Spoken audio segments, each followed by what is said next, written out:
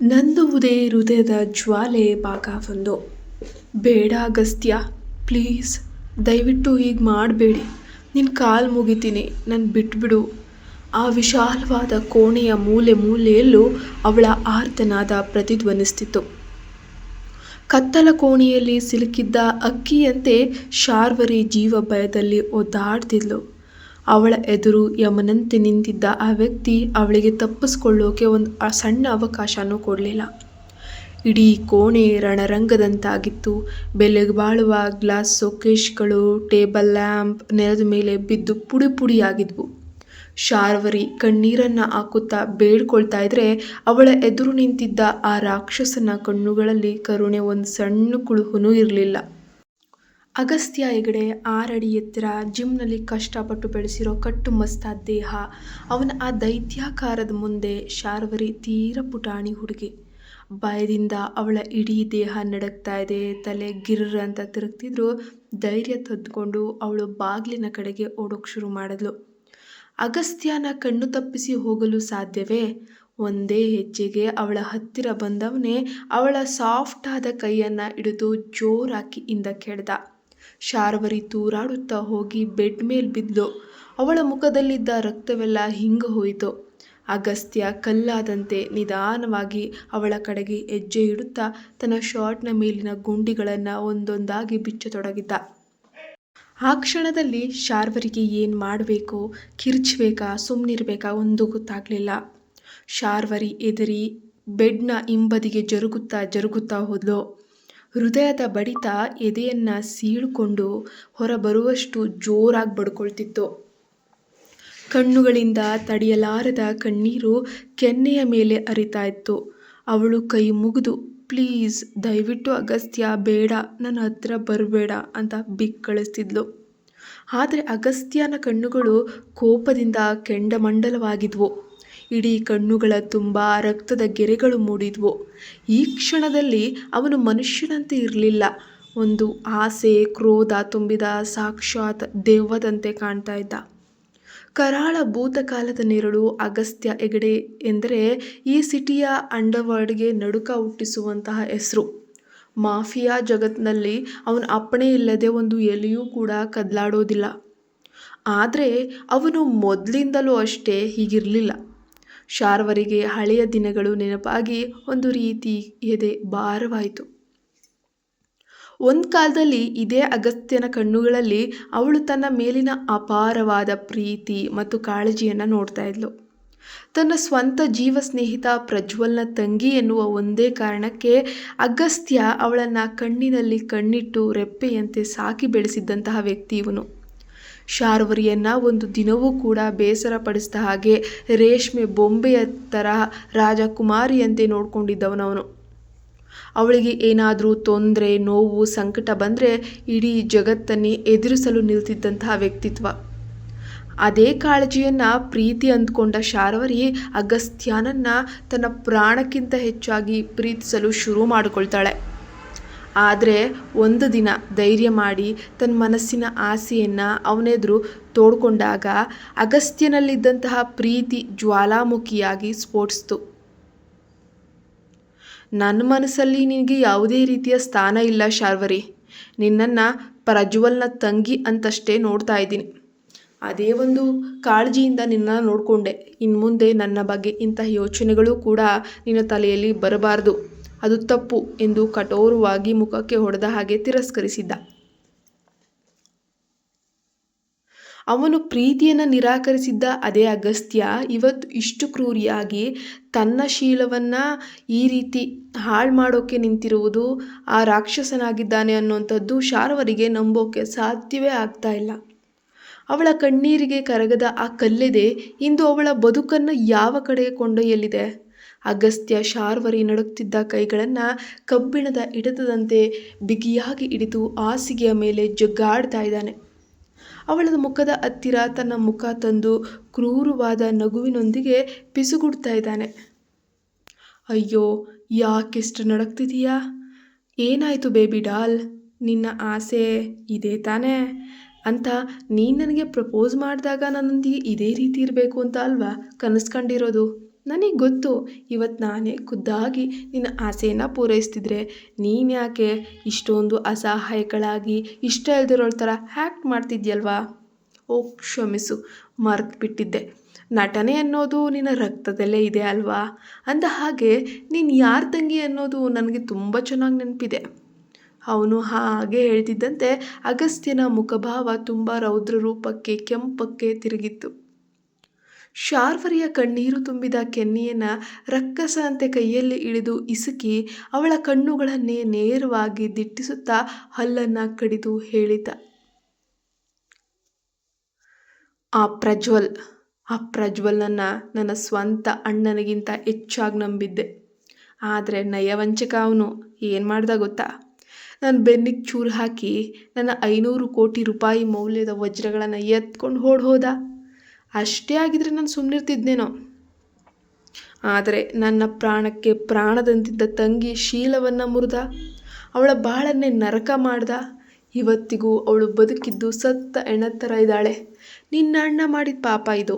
ಅಷ್ಟೆಲ್ಲ ಮಾಡಿ ಅವನನ್ನ ಕೈಯಿಂದ ಬಚಾವಾಗುತ್ತಾ? ಬಹುಶಃ ನಿನ್ನನ್ನು ಕರೆದುಕೊಂಡು ಹೋಗಲು ಅವನು ಮರ್ತಿರ್ಬೋದು, ಅಥವಾ ತಾನು ಮಾಡಿದ ಪಾಪಕ್ಕೆ ನೀನು ಇಲ್ಲಿ ನರಳಿ ಸಾಯಲಿ ಅಂತಾನೆ ನಿನ್ನನ್ನು ಇಲ್ಲಿ ಬಿಟ್ಟು ಹೋಗಿದ್ದಾನೆ ಅಂತ ಅನಿಸುತ್ತೆ. ನೀನು ಅನುಭವಿಸ್ತೀಯ ಶಾರ್ವರಿ, ಪ್ರತಿ ಕ್ಷಣವೂ ನರಕ ಅನುಭವಿಸ್ತಾನೇ ಇರ್ತೀಯ. ಇಲ್ಲ ಇಲ್ಲ ಪ್ಲೀಸ್, ಇಲ್ಲ, ನೀನು ತಪ್ಪು ತಿಳ್ಕೊಂಡಿದೀಯಾ. ನನ್ನ ಅಣ್ಣ ಅಂತವನಲ್ಲ, ಅವನು ನಿನ್ನ ಪ್ರಾಣ ಸ್ನೇಹಿತ. ಶಾರ್ವರಿ ಬಿಕ್ಕಿ ಬಿಕ್ಕಿ ಅಳುತ್ತಾ ಸಮರ್ಥಿಸಿಕೊಳ್ಳಲು ಯತ್ನಿಸಿದ್ಲು. ಆದರೆ ಅವಳ ಮಾತು ಮುಗಿಯುವ ಮುನ್ನವೇ ಆ ಕೋಣೆಯಲ್ಲಿ ಕಟು ಧ್ವನಿಯೊಂದು ಕೇಳಿಸ್ತು. ಅಗಸ್ತ್ಯ ಕೋಪದ ಉನ್ಮಾದದಲ್ಲಿ ಅವಳ ಉಡುಪಿನ ಒಂದು ಬದಿಯನ್ನು ಹಿಡಿದು ಜೋರಾಗಿ ರಭಸದಿಂದ ಹರಿದು ಹಾಕ್ತಾನೆ. ಅವನಿಗೆ ಎಷ್ಟು ಕೋಪ ಇತ್ತು ಅಂತ ಅಂದರೆ ಒಳ್ಳೆ ಹಸಿದ ಹುಲಿಯ ರೀತಿ ಹಾರಾಡ್ತಿದ್ದ. ಅವನಿಗೆ ಕೇವಲ ಈಗ ತನ್ನ ಕೋಪವನ್ನು ತೀರಿಸ್ಕೊಳ್ಬೇಕಾಗಿತ್ತು. ಮರುಕ್ಷಣವೇ ಶಾರ್ವರಿಗೆ ದೇಹದ ಆಳದಲ್ಲಿ ನರಕಪ್ರಾಯದ ಹುರಿ ಮತ್ತು ಅಸಹನೀಯ ನೋವು ಕಾಣಿಸಿಕೊಳ್ಳುತ್ತೆ. ಅಗಸ್ತ್ಯನ ಮುಖ ಆ ಕ್ಷಣದಲ್ಲಿ ಭಯಾನಕ ಕಡುಗತ್ತಲೆಯಂತೆ ಕಾಣ್ತಿತ್ತು. ಕೋಪ ಮತ್ತು ಸೇಡಿನ ಉಗ್ರತೆಯಿಂದ ಅವನ ಕುತ್ತಿಗೆ, ಹಣೆ ಹಾಗೂ ಕೈಗಳ ರಕ್ತನಾಳಗಳು ಹೊಬ್ಬಿ ನಿಂತಿದ್ವು. ಶಾರ್ವರಿ ಮಾತ್ರ ತಡೆಯಲಾರದೆ ಗಂಟಲು ಅರಿಯುವಂತೆ ಕಿರ್ಚಿದ್ಲು. ಆದರೆ ಅಗಸ್ತ್ಯ ಇವತ್ತು ಅವಳನ್ನು ಸಂಪೂರ್ಣವಾಗಿ ಧ್ವಂಸ ಮಾಡಲು ನಿರ್ಧರಿಸಿ ಬಂದವನಂತೆ ವರ್ತಿಸ್ತಿದ್ದ.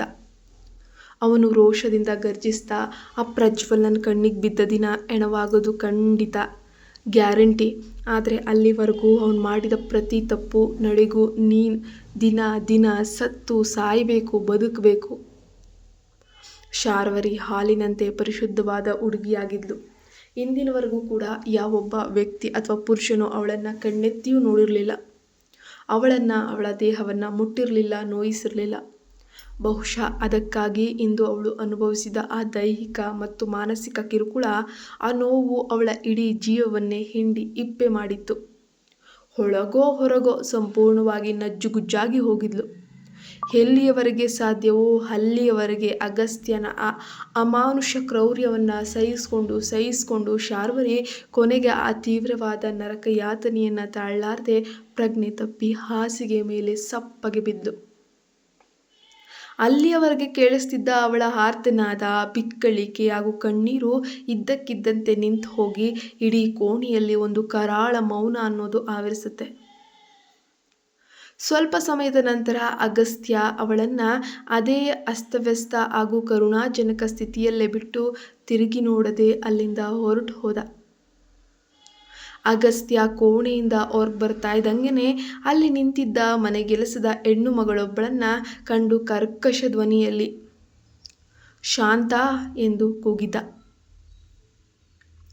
ಅವನ ಆ ಸಿಂಹಗರ್ಜನೆಗೆ ಎದರಿ ನಡುಗುತ್ತಾ ಓಡಿ ಬಂದ ಆ ಮನೆಯ ಸೇವಕಿ ಧೈರ್ಯ ಸಾಲದೆ ತಲೆಬಾಗಿ ಅಗಸ್ತ್ಯನ ಮುಂದೆ ಕೈ ಮುಗಿದು ನಿಂತುಬಿಟ್ಲು. ಅಗಸ್ತ್ಯನ ಕೋಪ ಇಡೀ ಮನೆಯ ವಾತಾವರಣವನ್ನೇ ಹೆಪ್ಪುಗಟ್ಟಿಸುವಂತಿತ್ತು. ಅವಳನ್ನು ದಿಟ್ಟಿಸುತ್ತಾ ಅಗಸ್ತ್ಯ ತುಂಬ ಕಠೋರವಾಗಿ ಆಜ್ಞಾಪಿಸ್ತಾ ಇದ್ದಾನೆ. ಒಳಗಿರೋ ಹುಡುಗಿಗೆ ಸಮಯಕ್ಕೆ ಸರಿಯಾಗಿ ಊಟ, ನೀರು, ಸ್ನಾನ ಪ್ರತಿಯೊಂದು ಆಗಬೇಕು. ಒಂದು ವೇಳೆ ಅವಳು ಊಟ ತಿನ್ನಲ್ಲ ಅಂತ ಏನಾದರೂ ಹಠ ಮಾಡಿದರೆ ನೀನು ಗಂಟಲಿಗೆ ತುರುಕಿಯಾದರೂ ಖಂಡಿತ ತಿನ್ನಿಸಲೇಬೇಕು. ಹಾಗೆ ಅವಳು ಉಸಿರಾಡುತ್ತಾ ಬದುಕಿರಬೇಕು. ಅದೇ ಅವಳಿಗೆ ಸಿಗುವ ಶಿಕ್ಷೆ. ಹಾಗೆ ಒಂದು ವೇಳೆ ಈ ಮನೆಯಿಂದ ಓಡಿ ಹೋಗುವ ಆಲೋಚನೆ ಕೂಡ ಅವಳ ತಲೆಗೆ ಬರಬಾರದು. ಅವಳನ್ನು ಕಣ್ಣಲ್ಲಿ ಕಣ್ಣಿಟ್ಟು ಕಾಯಬೇಕಾಗಿರೋದು ನಿನ್ನ ಕೆಲಸ. ನೆನ್ಪಿಟ್ಕೋ, ನಾನು ಶೀಘ್ರದಲ್ಲೇ ವಾಪಸ್ ಬರ್ತೀನಿ. ಶಾಂತ ಹೆದರಿಕೆಯಿಂದಲೇ ಸದ್ದಿಲ್ಲದೆ ತಲೆಯಾಡಿಸಿ ಒಪ್ಪಿಗೆಯನ್ನು ಸೂಚಿಸಿದ್ಲು. ಅಗಸ್ತ್ಯ ಅಲ್ಲಿಂದ ರಭಸದಿಂದ ಹೆಜ್ಜೆ ಇಡುತ್ತಾ ಮುಖ್ಯ ದ್ವಾರದ ಕಡೆಗೆ ನಡೆದ. ಹೊರಗೆ ಬರುತ್ತಿದ್ದಂತೆ ತನ್ನ ಜೇಬಿನಿಂದ ಸಿಗರೇಟ್ ಪ್ಯಾಕೆಟನ್ನು ತೆಗೆದು ಒಂದು ಸಿಗರೇಟನ್ನು ತುಟಿಯ ಮಧ್ಯೆ ಸಿಕ್ಕಿಸಿ ಲೈಟರ್ನಿಂದ ಬೆಂಕಿ ಹಚ್ಚಿದ್ದ. ಜೋರಾಗಿ ಧೂಮಪಾನ ಮಾಡುತ್ತಾ ಹೊಗೆಯನ್ನು ಆಕಾಶಕ್ಕೆ ಬಿಟ್ಟವನೇ ಮನಸ್ಸಿನಲ್ಲೇ ಅಲ್ಲನ್ನು ಕಡಿದುಕೊಂಡ. ಪ್ರಜ್ವಲ್, ನಿನ್ನ ಆಯಸ್ಸು ಇವತ್ತಿಗೆ ಮುಗೀತು ಅಂದ್ಕೋ. ಎಲ್ಲಿ ಬೇಕಾದರೂ ಹೋಗಾಡ್ಕೋ. ಆದಷ್ಟು ಬೇಗ ನಿನ್ನನ್ನು ಹುಡುಕಿ ನನ್ನದೇ ಕೈಗಳಿಂದ ನಿನ್ನ ಗಂಟಲನ್ನು ಕತ್ತರಿಸ್ತಿದ್ರೆ ನನ್ನ ಹೆಸರು ಅಗಸ್ತ್ಯ ಹೆಗಡೆನೇ ಅಲ್ಲ ಅನ್ಕೋ. ಕೋಪದಿಂದ ಕೆಂಡವಾಗಿರುವಂತಹ ಅಗಸ್ತ್ಯ ಸೀದಾ ಹೋಗಿ ತನ್ನ ಐಷಾರಾಮಿ ಕಾರನ್ನು ಹತ್ತಾನೆ. ಇಂಜಿನ್ ಸ್ಟಾರ್ಟ್ ಮಾಡ್ತಿದ್ದಂಗೆ ತನ್ನ ಫೋನನ್ನು ತೆಗೆದು ಯಾರಿಗೋ ಡಯಲ್ ಕೂಡ ಮಾಡ್ದ. ಕರೆ ಕನೆಕ್ಟ್ ಆಗ್ತಿದ್ದಂಗೆ ಅಬ್ಬರಿಸಿದ, ಇಡೀ ದೇಶಾದ್ಯಂತ ನಮ್ಮ ಹುಡುಗರನ್ನು ಅಲರ್ಟ್ ಮಾಡು. ನಿನ್ನ ಎಲ್ಲ ಕಾಂಟ್ಯಾಕ್ಟ್ಗಳನ್ನು ಸಕ್ರಿಯಗೊಳಿಸೋ. ಹಾಗೆ ಎಷ್ಟೇ ದುಡ್ಡಾಗಲಿ, ಎಷ್ಟೇ ಖರ್ಚಾಗಲಿ, ಯಾವುದೇ ಬೆಲೆ ತತ್ತಾದರೂ ಸರಿ, ನನಗೆ ಆ ನಯವಂಚಕ ಪ್ರಜ್ವಲ್ ಎಲ್ಲಿದ್ದಾನೆ, ಏನು ಮಾಡ್ತಾ ಇದ್ದಾನೆ ಅಂತ ಪತ್ತೆ ಹಚ್ಚಲೇಬೇಕು. ಈ ಭೂಮಿಯ ಪ್ರತಿಯೊಂದು ಇಂಚನ್ನು ಕೂಡ ಬಿಡದಂಗೆ ಸರ್ಚ್ ಮಾಡಿ ಜಾಲಾಡಿಯಾದರೂ ಆ ಕಿಡಿಗೇಡಿಯನ್ನು ನನ್ನ ಮುಂದೆ ತಂದು ನಿಲ್ಲಿಸಲೇಬೇಕು ಅಂತ ಹೇಳಿ ಆರ್ಡರ್ ಮಾಡ್ದ. ಅಗಸ್ತ್ಯ ಅಷ್ಟೇ ರಭಸದಿಂದ ಕರೆಯನ್ನು ಕಡಿತಗೊಳಿಸಿ ಕಾರಿನ ಆಕ್ಸಿಲೇಟರನ್ನು ಜೋರಾಗುತ್ತಾನೆ. ತೀಕ್ಷ್ಣವಾದ ಶಬ್ದದೊಂದಿಗೆ ಅವನ ಕಾರು ಧೂಳೆಬ್ಬಿಸುತ್ತಾ ರಸ್ತೆಯಲ್ಲಿ ಮುನ್ನುಗ್ಗಿತ್ತು. ಮರುದಿನ ಬೆಳಗಿನ ಎಳೆ ಬಿಸಿಲಿನ ಕಿರಣಗಳು ಶಾರ್ವರಿಯ ಮುಖದ ಮೇಲೆ ಬಿದ್ದಾಗ ಅವಳಿಗೆ ಎಚ್ಚರವಾಯಿತು. ಅಥವಾ ಹೆಚ್ಚು ನಿಖರವಾಗಿ ಹೇಳಬೇಕಂದ್ರೆ ತಾನು ಕಂಡಿದ್ದ ಸುಂದರ ಪ್ರಪಂಚದ ಒಂದು ಭ್ರಮೆಯಿಂದ ಅವಳು ಹೊರಬಂದಿದ್ಲು. ನಿಧಾನವಾಗಿ ಕಣ್ಣುಗಳನ್ನು ಬಿಡಲು ಅವಳು ಪ್ರಯತ್ನಿಸ್ತಿದ್ದಾಳೆ. ಆದರೆ ಕಣ್ಣನ್ನು ತೆರೆಯೋಕೆ ಅವಳ ಕೈಲಿ ಆಗ್ತಾ ಇಲ್ಲ. ಅವಳ ತಲೆಯಲ್ಲಿ ತೀವ್ರವಾದ ಭರಿಸಲಾಗದಂತಹ ನೋವೊಂದು ಕಿಡಿ ಹೊತ್ತಿಸ್ತು. ಅವಳಿಗಂತೂ ಹೊತ್ತು ಕಣ್ಣೆಲ್ಲ ಊದ್ಕೊಂಡು ಕಣ್ಣು ನೋವು ಬಂದು ಅವಳಿಗೆ ಆ ಕ್ಷಣ ಜೀವಿಸೋಕೆ ಕಷ್ಟವಾಗುವಷ್ಟು ನರಕ ಯಾತನೆ ಶುರುವಾಗಿತ್ತು. ಅವಳ ಇಡೀ ದೇಹ ಮುರಿದು ಹೋದಂತಾಗಿತ್ತು. ಯಾರೋ ಅವಳ ಮುದ್ದಾದ ಕೋಮಲವಾದ ದೇಹವನ್ನು ಅವಳನ್ನು ಹಿಂಡಿ ಇಪ್ಪೆ ಮಾಡಿ ಹೊದ್ದೆ ಬಟ್ಟೆಯಂತೆ ಹಿಂಡಿ ಎಸೆದ ಹಾಗೆ ಭಾಸವಾಗ್ತಿತ್ತು. ಆ ದೈಹಿಕ ಯಾತನೆಯನ್ನು ಸಹಿಸಿಕೊಳ್ಳಲು ಅವಳಿಂದ ಸಾಧ್ಯವಾಗ್ತಾ ಇರಲಿಲ್ಲ. ಅಮ್ಮ, ತುಂಬ ಅಂದರೆ ತುಂಬ ನೋವಾಗ್ತಾ ಇದೆ, ನಾನು ಬದುಕಲ್ಲ ಅನಿಸುತ್ತೆ ಎಂದು ತನಗೆ ತಿಳಿಯದಂತೆ ಮೂಕ ರೋದನೆಯನ್ನು ಮಾಡ್ತಾ ಇದ್ಲು. ಶಾರ್ವರಿ ಮೆಲ್ಲನೆ ಕಣ್ಣನ್ನು ತಿರುಗಿಸಿ ಸುತ್ತಲೂ ನೋಡ್ತಾ ಇದ್ದಾಳೆ. ಅವಳು ಬೇರೆ ಬಟ್ಟೆಯನ್ನು ಧರಿಸಿ ಅದೇ ಕೋಣೆಯ ಹಾಸಿಗೆ ಮೇಲೆ ಮಲಗಿದ್ಲು. ಮರುಕ್ಷಣವೇ ನೆನ್ನೆ ರಾತ್ರಿ ನಡೆದಂತಹ ಆ ಒಂದು ಕರಾಳ ಘಟನೆಗಳು ಒಂದೊಂದಾಗಿ ಅವಳ ಕಣ್ಮುಂದೆ ಸುಳಿತಾ ಇದ್ದಾವೆ. ಆ ನೆನಪುಗಳು ಅವಳ ಎದೆಯ ಮೇಲೆ ಬೆಟ್ಟ ಉರುಳಿ ಬಿದ್ದಂತೆ ಭಾಸವಾಯಿತು. ಅವಳು ಒಳಗೊಳಗೆ ಸಂಪೂರ್ಣವಾಗಿ ಜರ್ಜರಿತಳಾಗಿ ಹೋಗಿದ್ಲು. ಅವಳ ಕಣ್ಣುಗಳು ಮತ್ತೆ ತುಂಬಿ ಬರ್ತಾ ಇದ್ದಾವೆ. ಕಣ್ಣೀರು ಕೆನ್ನೆಯ ಮೇಲೆ ಸರಸರನೆ ಹರಿತಾ ಇತ್ತು. ಆದರೆ ಎಂದೂ ಊಹಿಸದ ನೆನ್ನೆ ರಾತ್ರಿ ತನ್ನ ಬದುಕಿನಲ್ಲಿ ನಡೆದಂತಹ ಅಷ್ಟೊಂದು ಅನಿರೀಕ್ಷಿತವಾದ ಘಟನೆ, ತನ್ನ ಪವಿತ್ರವಾದ ಜೀವನದಲ್ಲಿ ಇಂಥದ್ದೊಂದು ಘೋರ ದುರಂತ ಸಂಭವಿಸಬಹುದು ಅಂತ ಅವಳು ಯಾವತ್ತೂ ಕಡುಗನಸಿನಲ್ಲೂ ಕೂಡ ಯೋಚನೆ ಮಾಡೇ ಇರಲಿಲ್ಲ. ಒಂದೆಡೆ ತನ್ನ ಪ್ರಾಣದಂತಿರುವಂತಹ ಅಣ್ಣ ಪ್ರಜ್ವಲ ಮಾಡಿದಂತಹ ಮೋಸ, ಇನ್ನೊಂದೆಡೆ ಅಗಸ್ತ್ಯನ ಕಣ್ಣುಗಳಲ್ಲಿದ್ದಂತಹ ಆ ಮಿತಿ ಮೀರಿದ ಕೋಪ, ಆವೇಶ, ದ್ವೇಷ, ಅಹಂಕಾರ, ಹಠ ಹಾಗೂ ಅವಳ ಶೀಲವನ್ನೇ ಧ್ವಂಸ ಮಾಡಿದಂತಹ ಆ ಘೋರ ಅತ್ಯಾಚಾರ. ಇವೆಲ್ಲವೂ ಶಾರ್ವರಿಯ ತಲೆಯಲ್ಲಿ ಗಿರಗಿರನೆ ತಿರುಗಕ್ಕೆ ಶುರು ಮಾಡಿತು. ಅವಳ ಹೃದಯ ನೂರಾರು ಚೂರುಗಳಾಗಿ ಹೊಡೆದು ಹೋಗಿದೆ. ತಕ್ಷಣವೇ ಕೋಣೆಯ ಬಾಗಿಲು ತೆರೆದುಕೊಳ್ಳುತ್ತೆ. ಶಾಂತ ಕೈಯಲ್ಲೊಂದು ತಟ್ಟೆಯನ್ನು ಹಿಡ್ಕೊಂಡು ಅವಳ ಪಾಡಿಗೆ ಅವಳು ಒಳಗೆ ಬರ್ತಾ ಇದ್ದಾಳೆ. ಮನೆಗೆಲಸದ ಶಾಂತ ಶಾರ್ವರಿಯ ಹತ್ತಿರ ಬಂದು ಅತ್ಯಂತ ಕಾಳಜಿಯಿಂದ, ಅಮ್ಮ, ಎಚ್ಚರವಾಯಿತಾ? ಅದು ನಾನು ನಿಮಗೆ ಊಟ ಮತ್ತು ಕಷಾಯ, ಕಾಫಿ, ಮಾತ್ರೆ ಎಲ್ಲನೂ ತಂದಿದ್ದೀನಿ. ದಯವಿಟ್ಟು ಇದನ್ನು ತಗೋ, ನಿನ್ನ ಮೈಕೈ ನೋವೆಲ್ಲ ಖಂಡಿತ ಕಡಿಮೆ ಆಗುತ್ತೆ ಅಂತ ಹೇಳ್ತಾಳೆ. ಶಾರ್ವರಿ ದೈನ್ಯ ಹಾಗೂ ಭಯಮಿಶ್ರಿತ ಧ್ವನಿಯಲ್ಲಿ ಶಾಂತಾಳನ್ನು ಕೇಳಿದ್ಲು. ನಾನು ನಾನು ನಾನು ನಾನು ಈ ಮನೆಗೆ ಹೇಗೆ ಬಂದೆ? ಈ ಹಾಸಿಗೆ ಮೇಲೆ ಈ ಬಟ್ಟೆಯಲ್ಲಿ ನಾನಿದ್ದೀನಿ. ಇವು ಯಾರ ಬಟ್ಟೆಗಳು? ಶಾಂತ ಅವಳ ಮುಖವನ್ನೇ ನೋಡುತ್ತಾ ಸರಳವಾಗಿ ಉತ್ತರಿಸಿದ್ಲು. ನೆನೆ ರಾತ್ರಿ ನೀನು ಬಿದ್ದಿದ್ದ ಜಾಗದಿಂದ ನಾನು ನಿನ್ನನ್ನು ಇಲ್ಲಿಗೆ ಎತ್ಕೊಂಡು ಬಂದು ಮಲಗಿಸ್ದೆ ಅಮ್ಮ. ಹಾಗೆ ನಿನ್ನ ಬಟ್ಟೆಗಳು ತುಂಬ ಅಸ್ತವ್ಯಸ್ತವಾಗಿದ್ವು. ಹಾಗೆ ನಿನ್ನ ಬಟ್ಟೆಗಳನ್ನೆಲ್ಲ ನಾನೇ ಬದಲಾಯಿಸಿದೆ ಕೂಡ. ನಿನ್ನೆ ರಾತ್ರಿ ನಿನ್ನ ದೇಹದಿಂದ ರಕ್ತಸ್ರಾವ ಇಲ್ಲದೇ ಇದ್ದದನ್ನು ನೋಡಿ ನನಗೆ ಸ್ವಲ್ಪ ಹೆದರಿಕೆಯಾಗಿತ್ತು. ಮತ್ತು ತುಂಬ ರಕ್ತ ನಷ್ಟವಾಗಿತ್ತು. ಅದಕ್ಕೆ ಬೇರೆ ದಾರಿ ಕಾಣದೆ ವೈದ್ಯರನ್ನು ನಾನೇ ಕರೆಸಬೇಕಾಗಿ ಬಂತಮ್ಮ. ಅದನ್ನು ಕೇಳುತ್ತಿದ್ದಂತೆ ಶಾರ್ವರಿಗೆ ಆಕಾಶವೇ ತಲೆಯ ಮೇಲೆ ಬಿದ್ದಂಗಾಯಿತು. ಏನಾಯಿತು ನನಗೆ? ತೀವ್ರ ಆಘಾತಕ್ಕೊಳಗಾದವಳಂತೆ ಅವಳು ಹಾಸಿಗೆಯಿಂದ ತಕ್ಷಣ ಏಳಲು ಪ್ರಯತ್ನ ಮಾಡ್ತಾಳೆ. ಆದರೆ ಆಗಲಿಲ್ಲ. ಅವಳು ಅಸ್ತವ್ಯಸ್ತವಾಗಿ ಎದ್ದು ನಿಲ್ಲುತ್ತಿರುವುದನ್ನು ನೋಡಿ ಶಾಂತ ತುಂಬ ಆತಂಕದಿಂದ ಅಮ್ಮ ಅಮ್ಮ ದಯವಿಟ್ಟು. ಯಾಕೆ? ನೀನು ಎಲ್ಲಿಗೆ ಹೊರಟಿದೀಯಾ? ನೀವು ಎಲ್ಲೂ ಹೋಗೋಗಿಲ್ಲ ಅಂತ ಕೇಳಿದ್ಲು. ಶಾರ್ವರಿ ತನ್ನ ನಡುಗುತ್ತಿದ್ದ ನೋವಿನ ದನಿಯಲ್ಲಿ ಗಟ್ಟಿಯಾಗಿಸ್ಕೊಂಡು, ನನ್ನ ಮನೆಗೆ, ನನ್ನ ಈ ಒಂದು ಜೀವನ ನರಕ ಆಗಿದೆ. ಈ ನರಕದಲ್ಲಿ ಒಂದು ಕ್ಷಣವೂ ನನ್ನ ಕೈಲಿರೋಕ್ಕಾಗ್ತಿಲ್ಲ. ನನಗೆ ಮನೆಗೆ ಹೋಗಬೇಕು ಅಂದು ಜಿದ್ದಿಗೆ ಬಿದ್ದವಳಂತೆ. ಶಾಂತ ತಕ್ಷಣ ಅವಳ ದಾರಿ ಅಡ್ಡಗಟ್ಟಿ, ಹಾಗೇನಾದರೂ ಮಾಡಿಬಿಟ್ಟಿರ ಅಮ್ಮ, ನನ್ನ ಮಾತು ಕೇಳಿ ಅಮ್ಮ, ನೀನು ಇಲ್ಲಿಂದ ಹೊರಡುವ ಹಾಗಿಲ್ಲ. ನಿನಗೆ ಹೊರಗೆ ಹೋಗುವ ಅನುಮತಿ ಇಲ್ಲಿ ಕೊಟ್ಟಿಲ್ಲ ಅಮ್ಮ ಅಂದ್ಲು ದೈನ್ಯವಾಗಿ. ಅಷ್ಟರಲ್ಲಿ ಒಳಗಿದ್ದ ನೋವೆಲ್ಲ ಆಕ್ರೋಶವಾಗಿ ಬದಲಾಗಿ ಶಾರ್ವರಿ ಕೋಪದಿಂದ ಕಿರುಚಾಡಿದ್ಲು. ಯಾರ ಪರ್ಮಿಷನ್? ಆ ರಾಕ್ಷಸನ ಪರ್ಮಿಷನ್ ನನಗೆ ಬೇಕಾಗಿಲ್ಲ. ಅವನು ಯಾರೂ ಅಲ್ಲ ನನಗೆ. ನಾನು ನನ್ನ ಮನೆಗೆ ಹೋಗ್ತಾ ಇದ್ದೀನಿ. ನಾನು ಮನೆಗೆ ಹೋಗೋದನ್ನು ತಡೆಯೋಕೆ ಈ ಭೂಮಿ ಮೇಲೆ ಯಾರಿಂದಲೂ ಸಾಧ್ಯವಿಲ್ಲ. ದಯವಿಟ್ಟು ಜಾಗ ಬಿಡಿ. ಶಾಂತಾಳ ಮಾತಿಗೆ ಕಿವಿ ಕೊಡದ ಶಾರ್ವರಿ ಕೋಣೆಯಿಂದ ಹೊರಗೆ ಓಡೋಕ್ಕೆ ಶುರು ಮಾಡಿದ್ಲು. ಶಾಂತ ಇಂದಿನಿಂದ ಅಮ್ಮ ಅಮ್ಮ ದಯವಿಟ್ಟು ನಿಲ್ಲಿ ಅಮ್ಮ ಅಂತ ಕೂಗ್ತಾ ಇದ್ರು ಕೂಡ ಅವಳ ಕಿವಿಗೆ ಆ ಧ್ವನಿ ಬೀಳಲೇ ಇಲ್ಲ.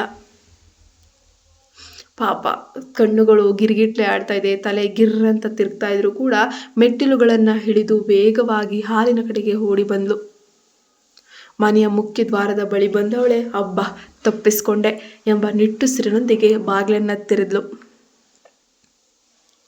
ಆದರೆ ಹೊರಗೆ ಹೆಜ್ಜೆ ಇಡ್ತಾ ಇದ್ದಂಗೆ ಅವಳಿಗೆ ಆಘಾತ ದೊಡ್ಡದಾಗೆ ಕಾದಿತ್ತು. ಅತ್ಯಾಧುನಿಕ ಬಂದೂಕುಗಳನ್ನು ಕೈಯಲ್ಲಿ ಹಿಡಿದಿದ್ದ ಇಬ್ಬರು ಕಾವಲುಗಾರರು ಯಮನ ದೂತರಂತೆ ಅವಳ ಮುಂದೆ ಬಂದು ನಿಂತರು. ಅವರಲ್ಲೊಬ್ಬ ಕಠೋರ ಧ್ವನಿಯಲ್ಲಿ, ಮೇಡಮ್, ನೀವು ಈ ಮನೆಯಿಂದ ಹೊರಗೆ ಹೋಗುವಂತ ಅನುಮತಿ ಇಲ್ಲ. ನಿಮ್ಮನ್ನು ಯಾವುದೇ ಕಾರಣಕ್ಕೂ ಹೊರಗೆ ಬಿಡಬಾರದು ಅಂತ ನಮಗೆ ಕಟ್ಟುನಿಟ್ಟಾದ ಆದೇಶವಿದೆ ಎಂದು ಶಾರ್ವರಿಯ ಕಣ್ಣುಗಳಲ್ಲಿ ಆಕ್ರೋಶದ ಕಣ್ಣೀರು ತುಂಬಿ ಬಂತು. ಅವಳು ತನ್ನ ಮುಷ್ಟಿಯನ್ನು ಬಿಗಿಯಾಗಿ ಹಿಡಿದುಕೊಂಡು ತನ್ನ ದಾರಿಗೆ ಸುಂಕವಿಲ್ಲ ಅನ್ನೋ ಹಾಗೆ ಪಕ್ಕಕ್ಕೆ ಸರೀರಿ. ನೀವು ಯಾರು ನನಗೆ ಹೇಳಕ್ಕೆ? ನಾನು ನನ್ನ ಮನೆಗೆ ಹೋಗಬೇಕು. ಇದು ನನ್ನ ಮನೆ ಅಲ್ಲ. ನನ್ನನ್ನು ತಡಿಬೇಡಿ ಪ್ಲೀಸ್ ಅಂತ ಹೇಳಿ ಜೋರಾಗಿ ಗರ್ಜಿಸ್ತಾಳೆ. ಆದರೆ ಆ ಗಾರ್ಡ್ಗಳ ಮುಖದಲ್ಲಿ ಯಾವುದೇ ಭಾವನೆ ಇಲ್ಲ. ಅವನು ತಣ್ಣಗೆ ಹೇಳಿದ, ಅದು ನಮ್ಮ ಬಾಸ್ ಬಂದು ನಿಮ್ಮನ್ನು ಇಲ್ಲಿಂದ ಕರೆದುಕೊಂಡು ಹೋಗುವವರೆಗೂ ನೀವು ಇಲ್ಲೇ ಇರಬೇಕಾಗುತ್ತೆ. ಅವರ ಆದೇಶವನ್ನು ಮೀರುವ ತಾಕತ್ತು ನಿಮಗೂ ನಮಗೂ ಯಾರಿಗೂ ಇಲ್ಲ. ಅಷ್ಟರಲ್ಲಿ ಇಂದಿನಿಂದ ಓಡಿ ಬಂದಂತಹ ಶಾಂತ ಶಾರ್ವರಿಯ ಕೈ ಹಿಡಿಯಲು ಬಲು ದೈನ್ಯವಾಗಿ ಬೇಡಿಕೊಂಡು, ಅಮ್ಮ ದಯವಿಟ್ಟು ಒಳಗೆ ನಡೆ. ಈ ಕಾವಲುಗಾರರು ನಿನ್ನನ್ನು ಹೋಗಲು ಖಂಡಿತ ಬಿಡೋದಿಲ್ಲ. ನೀನು ಎಷ್ಟೇ ಪ್ರಯತ್ನ ಮಾಡಿದ್ರೂ ಕೂಡ ಈ ಮನೆಯಿಂದ ಹೊರಗೆ ಹೋಗೋಕ್ಕಾಗೋದೇ ಇಲ್ಲ. ಹಾಗೆ ಅಗಸ್ತ್ಯ ಸರ್ ಮಾತನ್ನು ಮೀರಲು ಈ ಇಡೀ ಸಾಮ್ರಾಜ್ಯದಲ್ಲಿ ಯಾರಿಗೂ ಧೈರ್ಯವಿಲ್ಲ ಅಂತ ನಿನಗೂ ಗೊತ್ತಲ್ವಾ? ಪ್ಲೀಸ್ ಅಮ್ಮ, ತುಂಬ ಹಠ ಮಾಡಬೇಡಿ, ಒಳಗೆ ಬನ್ನಿ, ನಿಮಗೆ ಹುಷಾರಿಲ್ಲ. ಶಾಂತಾಳ ಮಾತು ಕೇಳಿ ಶಾರ್ವರಿಗೆ ತಾನು ಯಾವ ಕರಾಳ ಚಕ್ರವ್ಯೂಹದಲ್ಲಿ ಸಿಲುಕಾಕೊಂಡಿದ್ದೀನಿ, ಈ ಚಕ್ರವ್ಯೂಹನ ಭೇದಿಸೋಕ್ಕೆ ಸಾಧ್ಯನೇ ಇಲ್ಲ ಎಂಬ ಸತ್ಯದ ಅರಿವಾಯಿತು. ಅವಳಿಗೆ ಅಗಸ್ತ್ಯ ಬಾಲ್ಯದಿಂದಲೂ ಗೊತ್ತು. ತನಗೆ ಜ್ಞಾನ ಬಂದಾಗಿನಿಂದಲೂ ಅಗಸ್ತ್ಯ ಅವಳನ್ನು ಮಲ್ಲಿಗೆ ಹೂವಿನಂತೆ ಜಾಗರೂಕತೆಯಿಂದ ನಡೆಸ್ಕೊಂಡಿದ್ದ. ಒಂದು ಸಣ್ಣ ನೋವು ಆಗದಂತೆ ಕಣ್ಣಿನ ರೆಪ್ಪೆ ಥರ ಕಾಯ್ತಿದ್ದ. ಆ ಪ್ರೀತಿ, ಆ ರಕ್ಷಣೆ, ಆ ಒಂದು ಮನಸ್ಥಿತಿ ನೋಡಿಯೇ ಅವಳು ಅವನನ್ನು ತನ್ನ ಪ್ರಾಣ ಅಂತ ಅಂದ್ಕೊಂಡಿದ್ದು, ಪ್ರೀತಿಸಿದ್ದು, ಪ್ರಪೋಸ್ ಮಾಡಿದ್ದು. ಆದರೆ ಇಂದು ಅವನಲ್ಲಿ ಕಾಣ್ತಾ ಇರುವಂತಹ ಕ್ರೌರ್ಯ, ಆ ಅಮಾನವೀಯ ರೂಪ ಶಾರ್ವರಿಯನ್ನು ಒಳಗಿನಿಂದ ಸಂಪೂರ್ಣವಾಗಿ ನಡಗಿಸ್ತಾ ಇತ್ತು. ಮನಸ್ಸು ದೇಹ ಎರಡು ಮುರಿದು ಚೂರಾದ ಸ್ಥಿತಿಯಲ್ಲಿ ಶಾರ್ವರಿ ಭಾರವಾದ ಹೆಜ್ಜೆಗಳನ್ನು ಇಡುತ್ತಾ ಮತ್ತೆ ಕೋಣೆಗೆ ಮರಳಿ ಬಂದ್ಲು. ಹಾಸಿಗೆಯ ಮೇಲೆ ಅನಾಥಳಂತೆ ಕುಳಿತು ಅವಳ ಮುಂದೆ ಶಾಂತ ಊಟದ ತಟ್ಟೆಯನ್ನು ತಂದಿಟ್ಟು, ನೋಡಮ್ಮ, ದಯವಿಟ್ಟು ಹಠ ಮಾಡಬೇಡ, ಸ್ವಲ್ಪ ಏನಾದರೂ ತಿಂದು ಬಿಡು ಅಂತ ಹೇಳಿದ್ಲು. ಶಾಂತಾಳ ಮಾತನ್ನು ಕೇಳಿಸಿಕೊಳ್ಳದೆ, ಮುಖವನ್ನು ನೋಡದೆ, ಶೂನ್ಯ ದೃಷ್ಟಿಯಿಂದ ಶಾರ್ವರಿ ಮಂಕು ಬಡಿದ ಧ್ವನಿಯಲ್ಲಿ ಹೇಳಿದ್ಲು, ನನ್ನನ್ನು ಯಾರೂ ಮಾತಾಡಿಸ್ಬೇಡಿ. ನನಗೆ ಏನೂ ಬೇಡ ಶಾಂತ, ಇದನ್ನು ಇಲ್ಲಿಂದ ತಗೊಂಡು ಹೊರಟು ಹೋಗು. ಶಾಂತ ಮಾತ್ರ ಬಿಡದೆ, ಇಲ್ಲ ಅಮ್ಮ, ನೀನು ತಿನ್ನಲೇಬೇಕು ಅಂತ ಹೇಳಿ ತೀವ್ರವಾಗಿ ಒತ್ತಾಯಿಸಿದ್ಲು. ಅಷ್ಟೇ ನೊಂದಿದ್ದ ಶಾರ್ವರಿಯ ತಾಳ್ಮೆಯ ಕಟ್ಟೆ ಹೊಡೆದು ಹೋಯಿತು. ತೀವ್ರವಾದ ಕೋಪದಿಂದ ಶಾಂತಾಳನ್ನು ದಿಟ್ಟಿಸಿ ಕಠೋರ ಧ್ವನಿಯಲ್ಲಿ ಕೂಗಿದ್ಲು, ನಿನಗೆ ಒಮ್ಮೆ ಹೇಳಿದರೆ ಅರ್ಥ ಆಗಲ್ವಾ? ನಾನೇನಾದರೂ ನಿನಗೆ ಬಲವಂತ ಮಾಡ್ತಿದ್ದೀನಾ? ಊಟ ಬೇಡ ಅಂತ ಹೇಳಿದ ಮೇಲೆ ಇಲ್ಲಿಂದ ತೊಲಗು, ನನ್ನ ಕಣ್ಣ ಮುಂದೆ ನಿಲ್ಲಬೇಡ. ನಾನು ಒಮ್ಮೆ ಮಾತ್ರ ಹೇಳೋದು. ಅವಳ ಇಡೀ ಮನಸ್ಸು ಉನ್ಮಾದದ ತುತ್ತ ತುದಿಗೆ ತಲುಪಿದ್ರಿಂದ ಜೋರಾಗಿ ಕಿರುಚಾಡಿದ್ಲು. ಶಾಂತ ಕೂಡ ಅಷ್ಟೇ ದೀರ್ಘವಾಗಿ ನಿಟ್ಟುಸಿರು ಬಿಟ್ಲು. ಈ ಹುಡುಗಿಗೆ ನಿಧಾನಕ್ಕೆ ಕೇಳಿದ್ರೆ ಆಗಲ್ಲ ಅಂತ ಅನ್ನಿಸ್ತು. ಅತ್ಯಂತ ಗಂಭೀರವಾಗಿ ಹೇಳಿದ್ಲು, ನನ್ನ ಮೇಲೆ ಕೋಪ ಮಾಡಿಕೊಂಡ್ರೆ ಏನು ಪ್ರಯೋಜನ ಇಲ್ಲ ಅಮ್ಮ. ನಾವಿಲ್ಲಿ ಅಗಸ್ತ್ಯ ಸರ್ ಅವರ ಅಡಿಯಾಳುಗಳಾಗಿದ್ದೀವಿ. ಅವರ ಆದೇಶವನ್ನು ಪಾಲಿಸಲೇಬೇಕು. ಅವರು ಆದೇಶವನ್ನು ಹೇಳಿದ್ದಾರೆ. ಅವರು ಹೋಗುವಾಗ ನನಗೆ ಸ್ಪಷ್ಟವಾಗಿ ಹೇಳಿದರು, ನೀನು ಸಾಯಬಾರ್ದು, ಅದಕ್ಕೆ ಬೇಕಾದರೆ ಊಟ ನೀರನ್ನು ಬಲವಂತವಾಗಿ ಆದರೂ ಕೊಡಲೇಬೇಕು, ಯಾಕಂದರೆ ನೀವು ಬದುಕಿರುವುದೇ ಅವರಿಗೆ ಮುಖ್ಯವಂತೆ. ಈ ಮಾತು ಕೇಳ್ತಿದ್ದಂಗೆ ಶಾರ್ವರಿಯ ಎದೆ ಜಲ್ಲೆಂದಿತ್ತು. ಹೃದಯದ ಬಡಿತ 100 ಮಡಿಯಾಗಿತ್ತು. ಆಕೆ ಏನು ಹೇಳ್ತಿದ್ದಾಳೆ ಕೇಳಕ್ಕೆ ತುಂಬ ಹಿಂಸೆ ಆಗ್ತಿದೆ. ನಿನ್ನೆ ರಾತ್ರಿ ತಾನು ಅನುಭವಿಸಿದ ಆ ನರಕಯಾತನೆ ಕೇವಲ ಒಂದು ಸಣ್ಣ ಸ್ಯಾಂಪಲ್ ಅಷ್ಟೇ. ಮುಂದಿನ ದಿನಗಳಲ್ಲಿ ಇದಕ್ಕಿಂತ ಘೋರವಾದ ಮತ್ತು ಕಠೋರವಾದ ಭಯಂಕರವಾದ ನರಕ ಕಾದಿದೆ ಅನ್ನೋ ಸತ್ಯ ಅವಳಿಗೆ ಆ ಕ್ಷಣ ಮನವರಿಕೆ ಆಗೋಕ್ಕೆ ಶುರುವಾಗುತ್ತೆ. ಅವಳು ಒಳಗೊಳಗೆ ಪ್ರಶ್ನೆ ಮಾಡಿಕೊಂಡು, ಅಗಸ್ತ್ಯ ನನ್ನನ್ನು ಯಾಕೆ ಈ ರೀತಿ ಕೈದಿಯಾಗಿಟ್ಟಿದ್ದಾನೆ? ಅವನಿಗೆ ಬೇಕಾಗಿದ್ದ ಸೇಡನ್ನು ಅವನು ತೀರಿಸ್ಕೊಂಡಿದ್ದಾನಲ್ವಾ? ನನ್ನ ಶೀಲವನ್ನು ಕೆಡಿಸಿ ನನ್ನ ಸಂಪೂರ್ಣವಾಗಿ ಹಾಳು ಮಾಡಿದ್ದಾನೆ. ನನ್ನ ಜೀವನವೇ ಹಾಳಾಗೋಯ್ತು. ಹೀಗಿರುವಾಗ ನನ್ನನ್ನು ಇನ್ನೂ ಇಲ್ಲೇ ಇಟ್ಟು ಬಂಧಿಸಿಡುವುದರ ಹಿಂದಿನ ಕರಾಳ ಉದ್ದೇಶ ಆದರೂ ಏನೋ? ಅವನಿಗೇನು ಸಿಗತ್ತೆ? ಊಟದ ತಟ್ಟೆಯನ್ನು ಅಲ್ಲೇ ಮೇಜಿನ ಮೇಲಿಟ್ಟು ಶಾಂತ ಮೌನವಾಗಿ ಕೋಣೆಯಿಂದ ಹೊರ ನಡೆದಿದ್ಲು. ಆದರೆ ಶಾರ್ವರಿ ಆ ಕಡೆ ಕಣ್ಣೆತ್ತಿಯೂ ನೋಡಲಿಲ್ಲ. ಅವಳು ತನ್ನದೇ ಆದ ಶೂನ್ಯ ಪ್ರಪಂಚದ ಆಲೋಚನೆಗಳಲ್ಲಿ ಕಳೆದು ಹೋಗಿದ್ಲು. ನಿನ್ನೆ ರಾತ್ರಿಯ ಆ ಕರಾಳ ನೆನಪುಗಳು ಮರುಕಳಿಸಿದಾಗಲೆಲ್ಲ ಅವಳ ಕೆನ್ನೆಗಳು ಕಣ್ಣೀರಿನಿಂದ ಒದ್ದೆಯಾಗ್ತಾ ಇದ್ವು. ಅವಳ ಬದುಕಿನ ಸುಂದರ ಕನಸುಗಳೆಲ್ಲ ಧೂಳಿಪಟವಾಗಿ ಹೃದಯ 100 ಚೂರುಗಳಾಗಿ ಒಡೆದು ಹೋಗಿತ್ತು. ಅವಳ ಇಡೀ ದೇಹ ಇನ್ನೂ ಆಘಾತದಿಂದ ನಡುಕ್ತಾನೆ ಇತ್ತು. ದೇಹದ ಪ್ರತಿ ಅಣುವಿನಲ್ಲೂ ಆ ದೈಹಿಕವಾದ ನೋವು ಹಸಿಬಿಸಿಯಾಗಿಯೇ ಇನ್ನೂ ಹಾಗೇ ಇತ್ತು. ಆದರೆ ನಿನ್ನೆ ರಾತ್ರಿ ಅಗಸ್ತ್ಯ ಕೇವಲ ಅವಳ ದೇಹದ ಮೇಲಷ್ಟೇ ಗಾಯ ಮಾಡಲಿಲ್ಲ, ಬದಲಾಗಿ ಅವಳ ಪವಿತ್ರವಾದ ಆತ್ಮದ ಮೇಲೆ ಎಂದಿಗೂ ಮಾಸದಂತಹ ಕಡುವಾದ ಗಾಯಗಳನ್ನು ಮಾಡಿಬಿಟ್ಟಿದ್ದ. ತಾನು ಪ್ರಾಣಕ್ಕಿಂತ ಹೆಚ್ಚಾಗಿ ಪ್ರೀತಿಸಿದ ಹುಡುಗ ಇಂದು ತನ್ನನ್ನು ದ್ವೇಷಿಸ್ತಾ ತನ್ನನ್ನು ಅತ್ಯಾಚಾರಗೈದ ಅಂತ ಹೇಳಿದ್ರೆ ಅವಳಿಗೆ ಸಹಿಸ್ಕೊಳ್ಳೋಕೆ ಸಾಧ್ಯನೇ ಇಲ್ಲ. ಕಣ್ಣುಗಳಿಂದ ಧಾರಾಕಾರವಾಗಿ ಕಣ್ಣೀರು ಸುರಿತಾನೆ ಇತ್ತು. ಶಾರ್ವರಿ ಗಂಟಲು ಕಟ್ಟಿದ ಧ್ವನಿಯಲ್ಲಿ ತನಗೆ ತಾನೇ ಪಿಸುಗುಟ್ಕೊಂಡ್ಲು, ಅಣ್ಣ, ನೀನು ಎಲ್ಲಿದ್ದೀಯಾ ಅಣ್ಣ? ಅಸಲು ನೀನೇನು ಮಾಡಿದೀಯಾ? ನನಗೆ ಗೊತ್ತು, ನನ್ನ ಅಣ್ಣ ಜನ್ಮದಲ್ಲೂ ಇಂತಹ ಕೀಳು ಕೆಲಸಗಳನ್ನು ಮಾಡೋಕ್ಕೆ ಸಾಧ್ಯ ಇಲ್ಲ ಅಂತ. ಆದರೆ ಈ ರಕ್ಕಸ ಅಗಸ್ತ್ಯನಿಗೆ ಇದನ್ನು ಯಾರು ಬಿಡಿಸಿ ಹೇಳ್ತಾರೆ? ಅದನ್ನು ನಂಬ್ತಾನ ಅವನು? ಅವಳು ಬಿಕ್ಕಳಿಸುತ್ತಾ ಮುಂದುವರಿಸಿದ್ಲು, ಅಣ್ಣ, ನೀನು ಎಲ್ಲೇ ಇರು, ದಯವಿಟ್ಟು ಆ ದೇವರ ಆಣೆ ಸುರಕ್ಷಿತವಾಗಿ ಅಡಗಿ ಬಿಡು ಅಣ್ಣ. ಒಂದು ವೇಳೆ ನೀನೇನಾದರೂ ಈ ಅಗಸ್ತ್ಯ ರಾಕ್ಷಸನ ಕಣ್ಣಿಗೆ ಬಿದ್ದುಬಿಟ್ರೆ ಸಾಕು, ಅವನು ಖಂಡಿತ ನನ್ನ ಅಣ್ಣನನ್ನು ಜೀವಂತವಾಗಿ ಬಿಡಲ್ಲ, ಅವನನ್ನು ಶಾಶ್ವತವಾಗಿ ಅಲ್ಲೇ ನಾಶ ಮಾಡಿಬಿಡ್ತಾನೆ ಅಂತ ಗೋಳಾಡಿದ್ಲು. ಅಗಸ್ತ್ಯನ ಆ ರೌದ್ರಾವತಾರ ಮತ್ತು ಕಣ್ಣುಗಳಲ್ಲಿದ್ದ ಕೊಲೆಯಾಗುವ ಉನ್ಮಾದವನ್ನು ನೆನಪಿಸಿಕೊಂಡು ಶಾರ್ವರಿ ತನ್ನ ಅಣ್ಣನ ಪ್ರಾಣಕ್ಕಾಗಿ ದೇವರಲ್ಲಿ ಪ್ರಾರ್ಥಿಸುತ್ತಾ ಅಸಹಾಯಕಳಾಗಿ ಹಾಸಿಗೆಯ ಮೇಲೆ ಮುದುಡಿ ಕುಳಿತುಬಿಟ್ಲು. ಆ ಕತ್ತಲ ಕೋಣೆಯಲ್ಲಿ ಅವಳ ಕಣ್ಣೀರು ಕೇಳುವವರು ಯಾರು? ಅವಳಿಗೆ ತಂದೆ ಉಂಟ, ತಾಯಿ ಇಲ್ಲ. ಶಾರ್ವರಿಯ ಬದುಕಿನಲ್ಲಿ ಆ ಕರಾಳ ಘಟನೆ ನಡೆದ ಇಂದಿಗೆ ಬರ್ತಿ 5 ದಿನಗಳು ಕಳೀತಾ ಬಂದಿದ್ದಾವೆ. ಅವಳನ್ನು ಇಂದಿಗೂ ಆ ಮನೆಯಿಂದ ಹೊರಗೆ ಒಂದು ಹೆಜ್ಜೆಯನ್ನು ಕೂಡ ಆಚೆಗೆ ಇಡೋಕೆ ಯಾರೂ ಬಿಟ್ಟಿಲ್ಲ. ಇಡೀ ದಿನ 4 ಗೋಡೆಗಳ ಮಧ್ಯೆ ಒಂದು ಜೀವಂತ ಶವದಂತೆ ಕಳೀತಾ ಇದ್ಲು. ಆದರೆ ಆ ದಿನದ ನಂತರ ಅಗಸ್ತ್ಯ ಇನ್ನೂ ಕೂಡ ಆ ಕಡೆಗೆ ತಲೆ ಹಾಕಿಲ್ಲ, ಅವಳ ಮುಖವನ್ನು ನೋಡಿಲ್ಲ. ಅವನು ಇನ್ನೂ ಬಂದಿಲ್ಲ ಎನ್ನುವ ಸಮಾಧಾನಕ್ಕಿಂತ ಅವನು ಮರಳಿ ಬಂದಾಗ ಮತ್ತಿನ್ನೇನಾದರೂ ಘೋರ ರಾಕ್ಷಸತನ ಪ್ರದರ್ಶಿಸ್ತಾನ, ಮತ್ತೆ ನನ್ನನ್ನು ಹಿಂಸಿಸ್ತಾನ ಅನ್ನೋ ಭಯ ಆ ಶಾರ್ವರಿಯ ಪ್ರತಿದಿನದ ಪ್ರತಿ ಕ್ಷಣವನ್ನು ಕಳೆಯೋಕೆ ಒಂದು ಹಿಂಸೆ ಕೊಡ್ತಾ ಇತ್ತು. ಇನ್ನೊಂದೆಡೆ ಅಗಸ್ತ್ಯ ತನ್ನ ಅಂಡರ್ವರ್ಲ್ಡ್ ಸಾಮ್ರಾಜ್ಯದ ರಹಸ್ಯ ಕೋಣೆಯೊಂದರಲ್ಲಿ ಆಲಿವ್ ಬಣ್ಣದ ದೊಡ್ಡದೊಂದು ರಾಜಗಾಂಧಿಯಂತಹ ಕುರ್ಚಿ ಮೇಲೆ ಆರಾಮವಾಗಿ ಕುಳಿತಿದ್ದಾನೆ. ಅವನ ಮುಖದಲ್ಲಿ ಎಂದಿಗೂ ಕೂಡ ಕಾಣದಂತಹ ಕಡುಗತ್ತಲೆಯ ಕೋಪ ಆವರಿಸಿತು.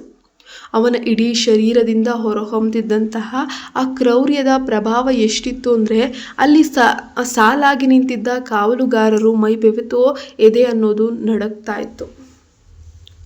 ಅಗಸ್ತ್ಯ ತನ್ನ ಸಿಂಹ ಧ್ವನಿಯಲ್ಲಿ ಗರ್ಜಿಸ್ತಾನೆ, ನನ್ನ ಇಡೀ ಶಕ್ತಿಯನ್ನು, ನನ್ನ ಎಲ್ಲ ನೆಟ್ವರ್ಕನ್ನು ಬಳಸಿದ ಮೇಲೂ ಕೂಡ ನಿಮ್ಗೆ ಆ ಪ್ರಜ್ವಲ್ನ ಒಂದೇ ಒಂದು ಸಣ್ಣ ಸುಳಿವು ಕೂಡ ಸಿಗಲಿಲ್ವಾ? ಏನಾಗ್ತಾಯಿದೆ ಇಲ್ಲಿ? ಎಲ್ಲಿಗೆ ಹೋದ ಅವನು? ಭೂಮಿ ನಂಬ್ಕೊಳ್ತಾ ಅಥವಾ ಆಕಾಶ ತಿಳ್ಕೊಂಡು ಹೋದ್ನಾ? ಒಬ್ಬ ಸಾಮಾನ್ಯ ಮನುಷ್ಯರನ್ನು ಹುಡುಕಲಾಗದ ನಿಮ್ಮಂಥವರಿಂದ ನನಗೇನು ಪ್ರಯೋಜನ?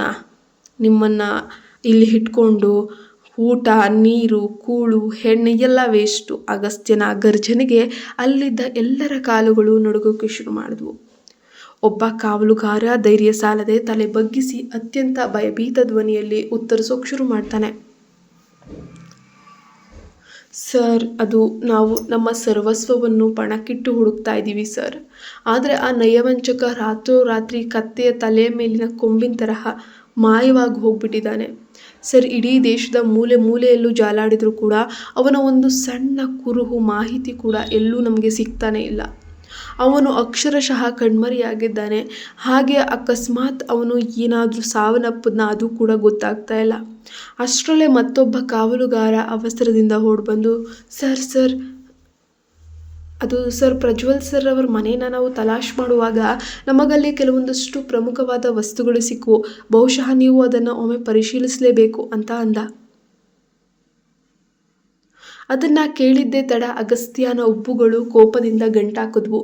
ಕುರ್ಚಿಯಿಂದ ಒಮ್ಮೆಲೆ ಎದ್ದು ನಿಂತವನೇ ಕಣ್ಣುಗಳನ್ನು ಆಕ್ರೋಶದಿಂದ ಅರಳಿಸಿ ಕೂಗಿದ್ದ, ಪ್ರಜ್ವಲ್ ಸರ್, ಎಷ್ಟು ಧೈರ್ಯ ನಿನಗೆ ನನ್ನೆದುರು ಅವನನ್ನು ಸರ್ ಅಂತ ಕರೆಯೋಕೆ? ಆ ಕಿಡಿಗೇಡಿ ನಿಮ್ಮ ಬಾಸ್ ಅಲ್ಲ, ಅವನು ನನ್ನ ಮತ್ತು ನಿಮ್ಮ ಇಡೀ ಸಾಮ್ರಾಜ್ಯದ ಪರಮಶತ್ರು. ಕಣ್ಣಿಗೆ ಬಿದ್ದ ತಕ್ಷಣ ಎದೆ ಸೀಳುವಂತೆ ಗುಂಡು ಹಾರಿಸಬೇಕಾದ ದೇಶದ್ರೋಹಿ ಅವನು. ಅಗಸ್ತ್ಯ ಎಷ್ಟು ಜೋರಾಗಿ ಬೊಬ್ಬಿರಿದು ಅಬ್ಬರಿಸ್ತಾನಂದರೆ ಆ ಕೋಣೆಯ ಗೋಡೆಗಳೇ ನಡುಗಿ ಹೋದಂತಾದು. ಕಾವಲುಗಾರ ತನ್ನ ತಪ್ಪಿನ ಅರಿವಾಗಿ ಬೆವರುತ್ತಾ, ಕ್ಷಮಿಸಿ ಸರ್, ತಿಳಿಯದೆ ತಪ್ಪಾಗೋಯ್ತು, ಕ್ಷಮಿಸಿ ಎಂದು ಗಡಗಡ ಅಂತ ನಡುಗುತ್ತಾ ಬೇಡಿಕೊಳ್ತಾ ಇದ್ದಾನೆ. ಅಗಸ್ತ್ಯ ಸಿಂಹದಂತೆ ತನ್ನ ಕುರ್ಚಿಯಿಂದ ಎದ್ದು ಮುನ್ನಡೆದ. ಆ ಕಾವಲುಗಾರ ಪ್ರಜ್ವಲ್ನ ಮನೆಯಿಂದ ತಂದಿದ್ದಂತಹ ಸಾಮಾನುಗಳನ್ನೆಲ್ಲ ತಲೆಬಾಗಿ ಮೇಜಿನ ಮೇಲಿಟ್ಟ. ಅಗಸ್ತ್ಯ ಮೇಜಿನ ಹತ್ತಿರ ಬಂದು ಆ ವಸ್ತುಗಳನ್ನು ನೋಡ್ತಿದ್ದಂಗೆ ಸದಾ ಕಲ್ಲಿನಂತಿರುವ ಅವನ ಮುಖದಲ್ಲಿ ಒಮ್ಮೆಲೆ ಆಘಾತದ ನೆರಳು ಅನ್ನೋದು ಮೂಡಿ ಬರುತ್ತೆ. ಯಾಕಂದರೆ ಅಲ್ಲಿದ್ದಂತಹ ಪ್ರತಿಯೊಂದು ವಸ್ತುವು ಕೂಡ ಅವನ ಪ್ರಾಣದಂತಿರುವಂತಹ ತನ್ನ ಒಡಹುಟ್ಟಿದ ತಂಗಿ ಸಮೀಕ್ಷಾಳದ್ದೇ ಆಗಿತ್ತು. ಸಾಮಾನುಗಳ ಮಧ್ಯೆ ಇದ್ದಂತಹ ಪ್ರಜ್ವಲ್ನ ಪರ್ಸನಲ್ ಮೊಬೈಲ್ ಫೋನ್ ಅಗಸ್ತ್ಯನ ಕಣ್ಣಿಗೆ ಬೀಳುತ್ತೆ. ತಕ್ಷಣ ಅದನ್ನು ಕೈಗೆತ್ಕೊಂಡು ಅವನೇ ಅನ್ಲಾಕ್ ಮಾಡ್ತಾನೆ. ಗ್ಯಾಲರಿಯನ್ನು ತೆರೆದು ಒಂದೊಂದೇ ಫೋಲ್ಡರನ್ನು ಸ್ಕ್ರೋಲ್ ಮಾಡುತ್ತಾ ಪರಿಶೀಲಿಸಕ್ಕೆ ಶುರು ಮಾಡ್ತಾನೆ. ಅಗಸ್ತ್ಯನ ಕಣ್ಣುಗಳು ಆಶ್ಚರ್ಯ ಮತ್ತು ಕ್ರೋಧದೊಂದಿಗೆ ಅಕ್ಷರಶಃ ಹೊರಬಂದಿರೋ ರೀತಿ ಆಗ್ಬಿಟ್ವು. ಪ್ರಜ್ವಲ್ನ ಫೋನಲ್ಲಿ ಸಮೀಕ್ಷಾಳು ಅಂದರೆ ಊಹಿಸಲು ಸಾಧ್ಯವಿಲ್ಲದ ಅತ್ಯಂತ ಅಸಭ್ಯ ಮತ್ತು ಕೀಳು ಮಟ್ಟದ 16 ಫೋಟೋಗಳಿದ್ವು. ಅಷ್ಟೇ ಅಲ್ಲ, ಅದಕ್ಕಿಂತಲೂ ಅತ್ಯಂತ ಭೀಕರ ಮತ್ತು ನಂಬಲು ಅಸಾಧ್ಯ ಆಘಾತವೆಂದರೆ ಸಮೀಕ್ಷಾ ಬಟ್ಟೆ ಬದಲಾಯಿಸುವಾಗ ಮತ್ತು ಸ್ನಾನ ಮಾಡುವಂತಹ ಒಂದು ಸಮಯದಲ್ಲಿ ಅವಳಿಗೆ ತಿಳಿಯದಂತೆ ಕದ್ದು ತೆಗೆದಂತಹ ಹಲವಾರು ವಿಡಿಯೋಗಳು ಹಾಗೆ ಫೋಟೋಗಳು ಆ ಫೋನಲ್ಲಿ ಇದ್ವು. ಆ ಕ್ಷಣ ಅಗಸ್ತ್ಯನಿಗೆ ಇಡೀ ಜಗತ್ತೇ ಒಂದು ಕ್ಷಣ ಗಿರ್ರನೆ ತಿರುಗಿದಂತಾಯಿತು. ಅವನು ರೋಷದಿಂದ ಅಲ್ಲು ಕಡಿಯುತ್ತಾ, ಲೋ ಬಾಸ್ಟರ್ಡ್, ಇದರರ್ಥ ನೀನು ನಿನ್ನ ಈ ಕೀಳು ಪ್ಲ್ಯಾನನ್ನು ನಿನ್ನೆ ಮೊನ್ನೆಯಿಂದಲ್ಲ ತುಂಬ ದಿನಗಳಿಂದಲೇ ಮಾಡ್ತಾ ಇದೆಯಾ, ಸ್ಕೆಚ್ ಹಾಕಿದ್ಯಾ ಖಂಡಿತ ಎಂದು ಫೋನನ್ನು ಮುರಿಯುವಂತೆ ಬಿಗಿಯಾಗಿ ಹಿಡಿದುಕೊಂಡ್ಬಿಟ್ಟ. ಆ ಕ್ಷಣದಲ್ಲಿ ತನ್ನ ಸ್ವಂತ ತಂಗಿಯನ್ನು ಆ ರೀತಿ ನೋಡೋಕೆ ಅವನಿಗೆ ತುಂಬ ಕಷ್ಟ ಆಯಿತು. ಅವನ ಇಡೀ ಶರೀರ ಕ್ರೋಧದ ಜ್ವಾಲೆಯಿಂದ ಹುರಿತಿತ್ತು. ಕಟಮಟ ಅಲ್ಲನ್ನು ಕಡಿಯುತ್ತಾ ಗರ್ಜಿಸುತ್ತಾ, ಪ್ರಜ್ವಲ್, ಇನ್ಮುಂದೆ ಆ ಸಾಕ್ಷಾತ್ ಪರಶಿವನೇ ಭೂಮಿಗೆ ಇಳಿದು ಬಂದರೂ ನಿನ್ನನ್ನು ನನ್ನ ಕೋಪದಿಂದ ರಕ್ಷಿಸೋಕೆ ಯಾರಿಂದಲೂ ಕೂಡ ಸಾಧ್ಯವೇ ಇಲ್ಲ. ನೀನು ಮಾತ್ರ ನನ್ನ ಕೈಗೆ ಸಿಕ್ಕಿದ್ರೆ ಸಾಕು ಕಣೋ, ನಿನ್ನ ದೇಹದ ಪ್ರತಿಯೊಂದು ಮೂಳೆನೂ ಪುಡಿ ಮಾಡಿ ನಾಯಿಗಳು ಖಂಡಿತ ಆಗ್ತೀನಿ. ನೀನು ಕಡುಗನಸಿನಲ್ಲೂ ಯೋಚಿಸಿದಷ್ಟು ಆ ಭೀಕರವಾದ ನರಕಪ್ರಾಯವಾದ ಆ ನೋವನ್ನು, ಸಾವನ್ನು ನಿನಗೆ ಖಂಡಿತ ಕೊಡ್ತೀನಿ. ನನ್ನ ಪ್ರಾಣಕ್ಕೆ ಪ್ರಾಣ ಆಗಿರೋ ತಂಗಿಯನ್ನು ಇಷ್ಟು ನೀಚವಾಗಿ ಉಪಯೋಗಿಸ್ಕೊಂಡ ನಿನ್ನನ್ನು ನೀನು ಪಾತಾಳದಲ್ಲಿ ಹೋಗಿ ಅಡುಕೋ, ನನ್ನಿಂದ ತಪ್ಪಿಸ್ಕೊಳ್ಳೋಕೆ ನಿನ್ನ ಕೈಯಿಂದ ಸಾಧ್ಯವೇ ಇಲ್ಲ. ನಿನ್ನನ್ನು ತುಂಬ ಬೇಗ, ಅತಿ ಬೇಗ ಹುಡುಕಿ ಕಟಾವು ಮಾಡ್ತೀನಿ. ಜೀವಂತ ಶವವಾದ ತಂಗಿ ನೋಡ್ತಿದ್ದಾಗ ನಿಜವಾಗ್ಲೂ ತುಂಬ ಕಷ್ಟ ಆಯಿತು. ಅಲ್ಲಿಂದ ಹೊರಟಂತಹ ಅಗಸ್ತ್ಯ ನೇರವಾಗಿ ತನ್ನ ರಹಸ್ಯ ಬಂಗಲೆಗೆ ಬರ್ತಾನೆ. ಕಾವಲುಗಾರರನ್ನು ದಾಟಿ ಸೀದಾ ಸಮೀಕ್ಷಾ ಮಲಗಿರುವಂತಹ ವಿಶೇಷ ವೈದ್ಯಕೀಯ ಕೋಣೆಯ ಕಡೆಗೆ ನಡೀತಾನೆ. ಅವನು ಬಾಗಿಲು ತೆರೆಯಲು ಹೋದಾಗ ಒಳಗಿದ್ದ ವೈಯಕ್ತಿಕ ನರ್ಸ್ ಎದ್ದು ನಿಂತಳು. ಅಗಸ್ತ್ಯ ಕಣ್ಣುಗಳಲ್ಲೇ ಅವಳಿಗೆ ಹೊರಗೆ ಹೋಗುವಂತೆ ಸನ್ನೆ ಮಾಡ್ದ. ನರ್ಸ್ ಮೌನವಾಗಿ ತಲೆ ಬಾಗಿ ಕೋಣೆಯಿಂದ ಹೊರ ನಡೀತಾಳೆ. ಕತೆ ಮುಂದುವರಿಯುತ್ತೆ. ನೀವಿನ್ನು ನಮ್ಮ ಚಾನಲ್ಗೆ ಸಬ್ಸ್ಕ್ರೈಬ್ ಆಗಿಲ್ಲ ಅಂದರೆ ಸಬ್ಸ್ಕ್ರೈಬ್ ಆಗಿ ಕೂಡಲೇ ದಯವಿಟ್ಟು ಲೈಕ್, ಶೇರ್, ಕಮೆಂಟ್ ಮಾಡೋದನ್ನು ಮರಿಬೇಡಿ. ಪಾರ್ಟ್ 2 ಕೂಡ ಇವತ್ತು ಸಂಜೆ ಬರುತ್ತೆ, ಮಿಸ್ ಮಾಡ್ಕೋಬೇಡಿ.